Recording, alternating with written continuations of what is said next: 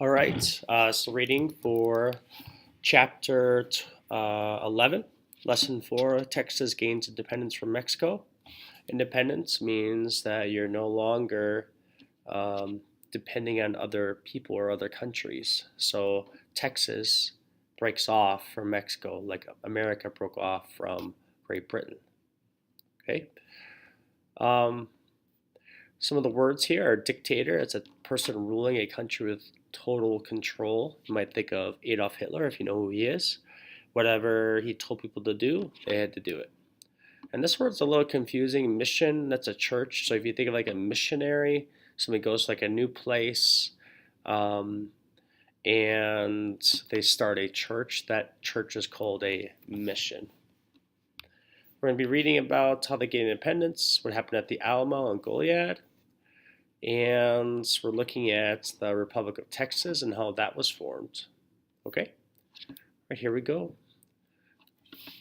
Back in the middle of the 1820s, President John Quincy Adams was willing to pay $1 million for the Mexican territory that is now Texas.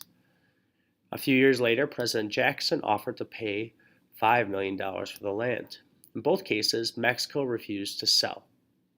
Mexicans encouraged Americans to move into the territory. The area was well suited to cotton growing, so many planters brought their slaves to establish large cotton plantations. By 1835, about 20,000 Americans were living there. The Mexicans asked only that these people obey their laws. In time, the Texans, as they called themselves, refused to obey the laws of Mexico. Texans declared their territory independent of Mexico. They appointed Sam Houston as commander-in-chief of the Texan army.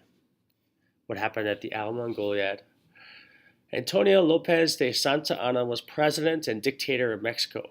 A dictator is a person ruling a country with total control. He organized 4,000 men and led them to San Antonio in February 1836. Santa Anna was met by a small army of Texans led by Colonel William Travis. Santa Anna ordered the colonel to surrender. Instead, Colonel Travis moved his men into the Alamo, a rebuilt mission. They used the Alamo as a fort. After many days of fighting, the Texans in the Alamo were defeated. Santa Anna made sure that every one of the Texans was killed.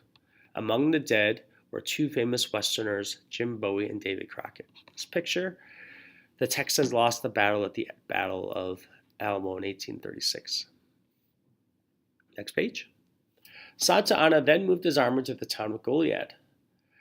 The Texans were defeated again. Santa Anna had lost many soldiers in the two battles. Nevertheless, he intended to defeat Sam Houston and win the war. So here you can see on the map what country bordered the Republic of Texas to the west. Where is the Alamo located? So here is the Alamo. There's a Goliad. This was a part of Mexico.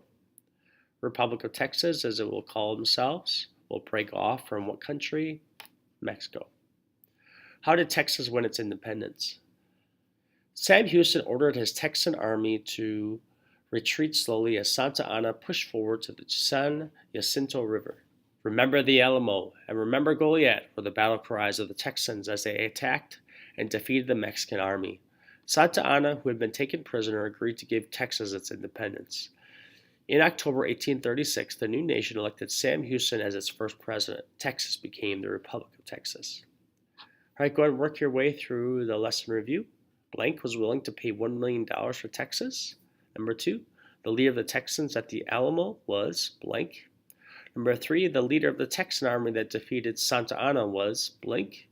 Blank was a president dictator of Mexico. Blank was a famous Westerner killed in the Alamo. And then what do you think? Why do you think the Texan army used the battle cries, remember the Alamo and remember Goliad? Okay, that's it for today.